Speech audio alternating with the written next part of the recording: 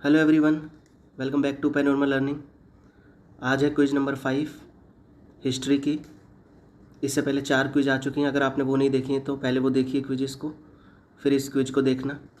एक तरीके से आपका टेस्ट और रिवीजन है। आपके टोटल स्कोर जितना भी आए कमेंट में लिख के ज़रूर बताइएगा। ये क्विजेस जो है मंडे, वेडनेसडे और सैटरडे के लिए सैटरडे में आती हैं। हिस्ट्री की क्विज है जो यूपी पीजीटी, टीजीटी के लिए या फिर किसी भी कंपटीशन एग्ज़ाम में अगर जीके पूछी जाती है तो वहाँ हिस्ट्री ज़रूर आएगी। तो इसमें से बहुत सारे क्वेश्चंस आपकी हेल्प करेंगे। ठीक है, टाइमिंग 6 बजे होती है शाम में और इस क्विज में टोटल 25 क्वेश्चन होंगे। चलिए स्टार्ट करते हैं और चैनल को सब्सक्राइब जरूर करना, वीडियो को लाइक करना अगर पसंद आए तो एंड तक वीडियो देखिए। पहला क्वेश्चन है, किस दिल्ली सुल्तान के शासनकाल में इब्ने बतूता भारत में आया था? अलाउद्दीन खिलजी, गयासुद्दीन तुगलक, मोहम्मद बिन तुगलक या फिरोज शाह तुगलक? किस दिल्ली सुल्तान के शासनकाल में इब्ने बतूता भारत में आया था? तो सही उत्तर के लिए आपको 5 सेकंड मिलेंगे। चलिए बताइए इसका सही उत्तर क्या होना चाहिए, आप कमेंट में लिख के बता सकते हैं। तो इसका आंसर होगा मोहम्मद बिन तुगलक। ठीक है, तो इब्ने बतूता जो था मोहम्मद बिन तुगलक के शासनकाल में आया था। इसने एक पुस्तक भी लिखी थी, किताब उल रहेला। ठीक है, और ये मोरक्को से था।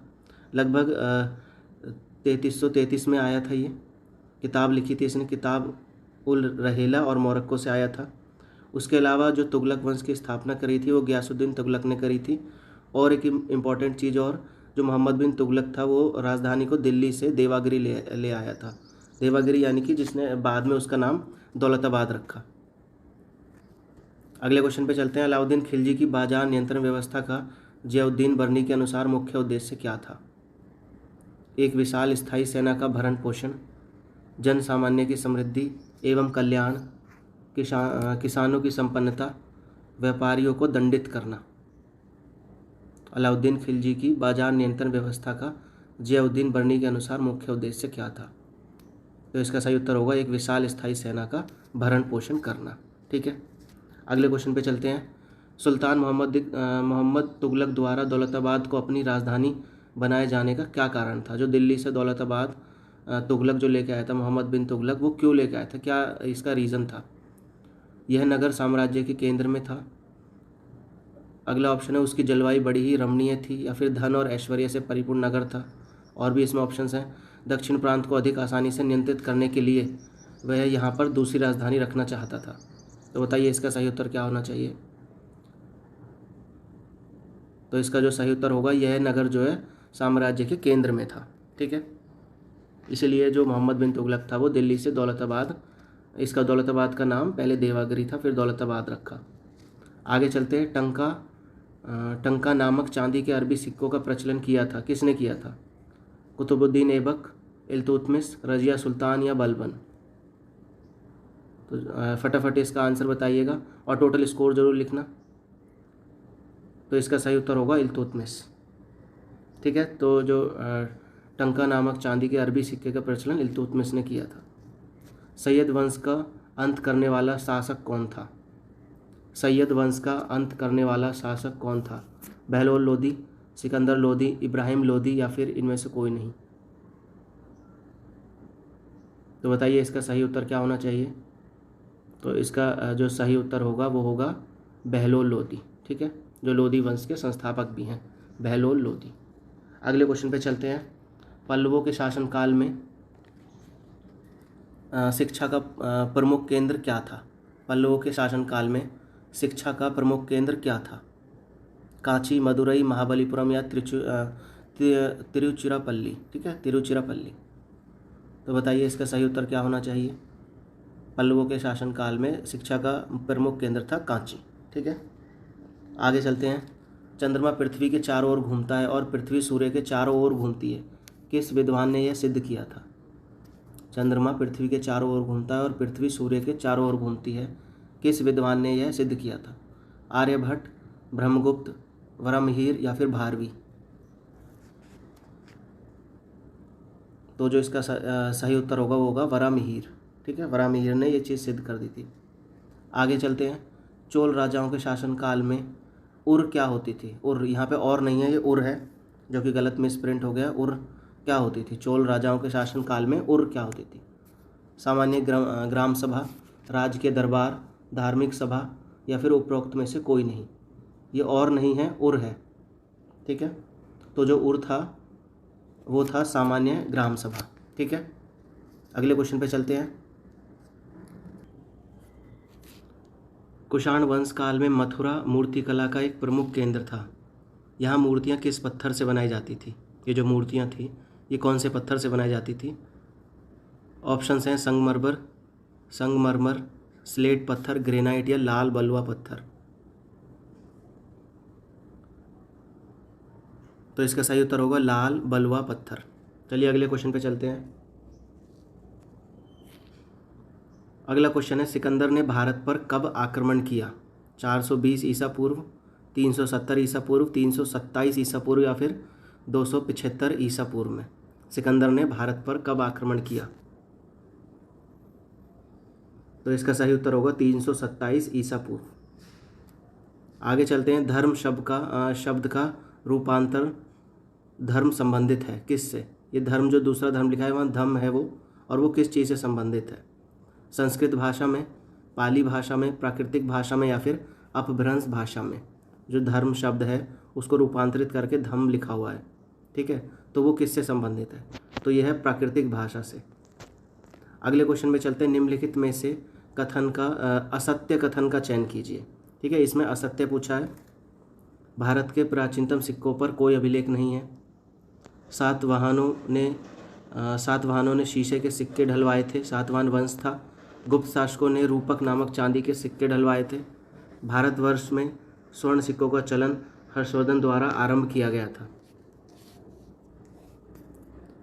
तो इसमें जो फोर्थ ऑप्शन है, भारतवर्ष में स्वर्ण सिक्कों का चलन हर्षवर्धन द्वारा आरंभ किया था, ये एक असत्य कथन है। अगले क्वेश्चन पे चलते हैं। रामायण के रचनाकार कौन है? वाल्मीकि, ये ऑलरेडी आप जानते हैं। अगले क्वेश्चन पे चलते हैं। पूर्व जैन धर्म गुरुओं ने संस्कृत भाषा का बहिष्कार करके किस भाषा में अपने धर्म उपदेश का प्रचार का माध्यम बनाया? पाली, प्राकृत, मराठी या बंगाली?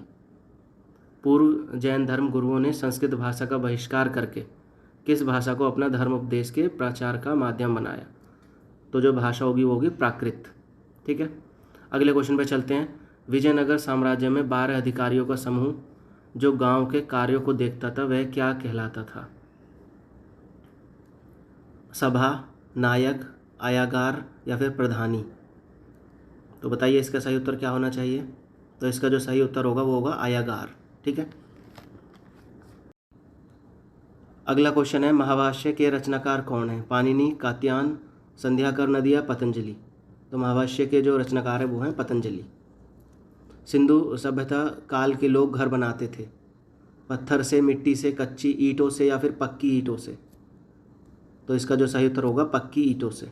ठीक है, सिंधु घाटी के जो लोग थे वो पक्की ईंटों से घर बनाते थे। सिंधु घाटी सभ्यता के लोगों के लिए डील वाला बैल क्या था? देशी पशु, विदेशी पशु, पवित्र पशु या फिर बलि देने वाला पशु? तो जो इसका सही उत्तर होना चाहिए वो होगा पवित्र पशु था। अगले क्वेश्चन पे, निम्नलिखित में से किस वेद की रचना गद्य एवं पद दोनों में की गई है उसका नाम बताना है? ऋग्वेद, सामवेद, यजुर्वेद या फिर अथर्ववेद? जल्दी से बताइए इसका सही उत्तर क्या होगा। निम्नलिखित में से किस वेद की रचना गद्य और पद्य दोनों में की गई है उसका नाम बताना है? तो इसका सही उत्तर होगा यजुर्वेद। ठीक है, यजुर्वेद इसका सही उत्तर होगा। आगे चलते हैं। नवपाषाण काल में वह कौन सा स्थान था जहाँ से बड़ी संख्या में हड्डी के बने औजार एवं हथियार प्राप्त हुए थे? ये चिरांद नहीं है, चिरंद है जगह है। छोटा नागपुर, झूसी या फिर चुनार? तो बताइए इसका सही उत्तर क्या होना चाहिए? तो इसका जो सही आंसर होगा वो होगा चिरंद। ठीक है, जो पहला ऑप्शन है। अगला क्वेश्चन है। गिरनाल शिलालेख संबंधित है किससे? रुद्रदेन द्वितीय से, रुद्रामन से या रुद्रसेन प्रथम से या फिर खारवेल से? जो गिरनाल शिलालेख है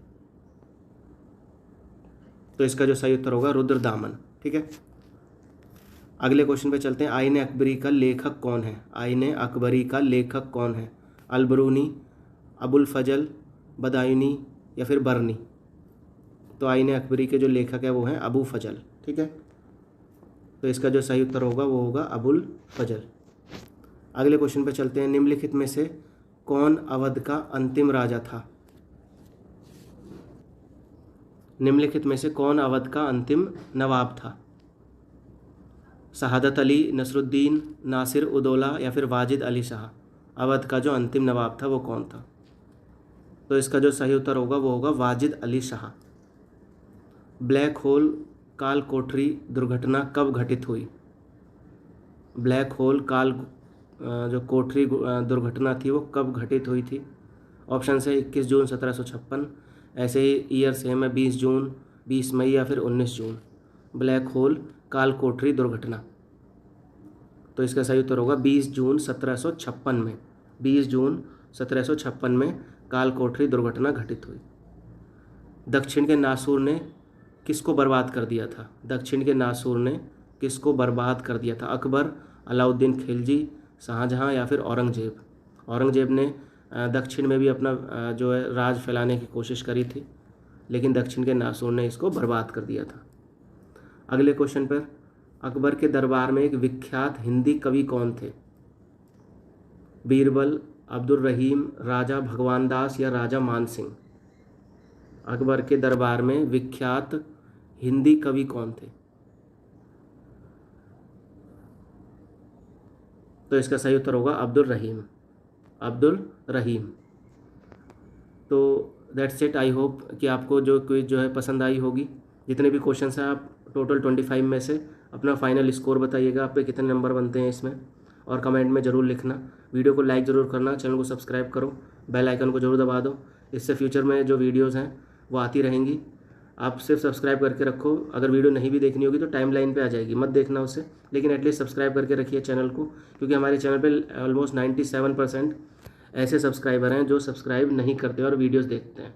ठीक है, तो आई होप कि आपको ये चीज़ समझ में आ गई होगी, क्विज भी पसंद आई होगी। ऐसे ही फ्यूचर में क्विजेस आती रहेंगी आपसे कॉम्पिटिशन एग्जाम से रिलेटेड। ठीक है, तो वीडियो को लाइक करना, शेयर ज़रूर करो, और कोई भी आपको फीडबैक देना है या किसी भी चीज़ की हेल्प चाहिए एग्ज़ाम से रिलेटेड, तो हम आपकी हेल्प ज़रूर करेंगे। कमेंट में लिख के ज़रूर बताइएगा। Thank you so much for watching the video. अब मिलते हैं नेक्स्ट वीडियो में।